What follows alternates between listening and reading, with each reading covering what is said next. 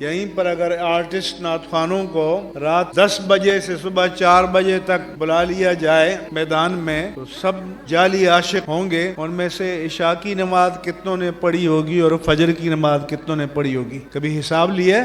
میں ایک جلسے میں گیا، ایک بڑے خطیب یہ شعر پڑھ رہے تھے، عشق محمد پہ مسلم کا اجارہ نہیں. یہ ہندو کا شعر ہے. لوگ واہ واہ کر رہے تھے. میں نے کہا بھئی آپ کیا پیغام دینا چاہتے ہیں؟ اس نے تو جیسے بھی کہا، جو بھی کہا، مسلمانوں کو انٹرٹین کرنے کے لیے کہا، لیکن جو اللہ کے حبیب پر ایمان نہ رکھتا ہو وہ عاشق ہو سکتا ہے؟ زور سے بولو.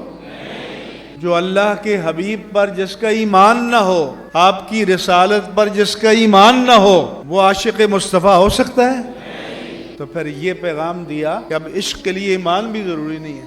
اور مجالس نعت کا سلسلہ تو پھیلا دیا گیا، لیکن اس قوم کو کون بتائے کہ ایک خوش گلو آرٹسٹ کو ایک رات میں لاکھوں روپے دو اور جو اللہ کے پیارے حبیب کی حدیث مہینہ بھر پڑھائے، جو اللہ کے کلام کی تفسیر مہینہ بھر پڑھائے، اس کو آپ مہینے میں تو کیا سال میں بھی دیتے ہو؟ تو پھر یہ عشق مصطفیٰ ہے؟ زور سے جواب دو نا. تو یہ آپ لوگوں نے گزشتہ 20 سال میں کارنامہ انجام دیا ہے.